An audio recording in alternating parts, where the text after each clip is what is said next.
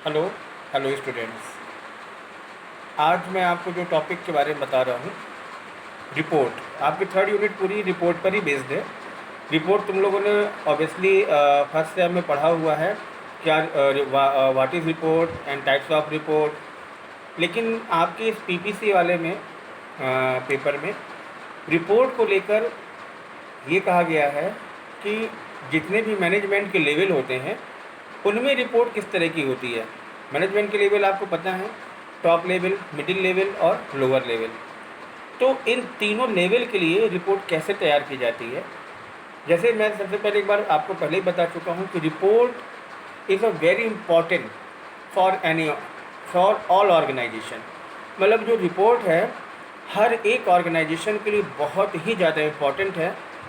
अगर हम रिपोर्ट तैयार नहीं करते हैं तो बहुत सारी चीज़ें हैं जिसके बारे में हम डिसीज़न नहीं ले पाते हैं, जैसे ट्रांसफ़र है, प्रमोशन है, डिमोशन है, और किसी के परफॉर्मेंस अप्रेजल के बारे में पता करना कि कौन कितना वर्क करता है, हमारे पूरे वर्कर्स में सबसे अच्छा वर्कर कौन है। और सबसे बड़ी बात जो है वो ये है कि हम कैसे प्रमाणित करें। अगर ऑरल और रिटन की बात हम करते हैं तो जो ऑरल कम्युनिकेशन होता है वो कभी भी कहीं भी प्रमाण के रूप में आप पेश नहीं कर सकते हैं, लेकिन जो रिटन कम्युनिकेशन होता है उसको आप कहीं भी चाहे ऑथेंटिकेशन कहीं भी आप उसको यूज़ करना चाहें तो वो आपके पास एक प्रमाण के रूप में होता है। तो हम बात कर रहे हैं रिपोर्ट की। टॉप लेवल में आप जानते हैं कि कौन लोग होते हैं। टॉप लेवल संख्या में बहुत कम होते हैं, लेकिन अथॉरिटी में और पावर में बहुत ज़्यादा होते हैं, क्योंकि पूरी की पूरी अथॉरिटी और पूरी की पूरी पावर जो होती है वो टॉप लेवल के पास होती है। अब आप ये सोचिए कि टॉप लेवल के पास जो रिपोर्ट बन के जाती है वो कितने दिन की होगी।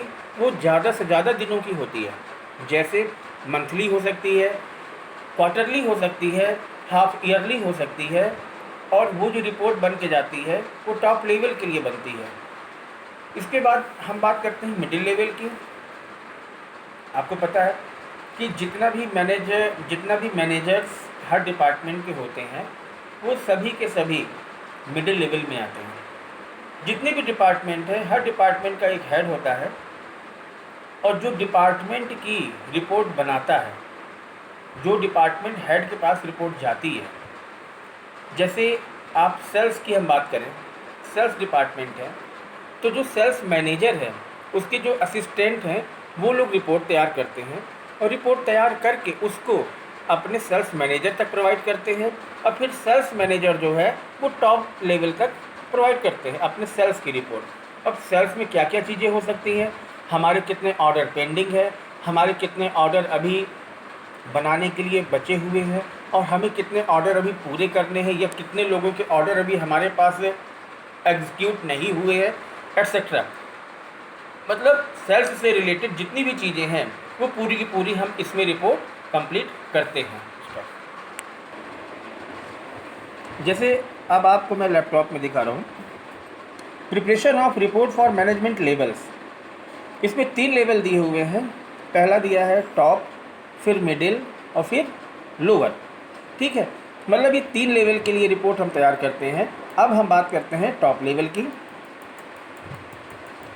Report to the top level management. सबसे पहले मैनेजिंग डायरेक्टर्स के लिए जो रिपोर्ट तैयार होती है, इसमें क्या क्या रिपोर्ट तैयार होती है। सबसे पहले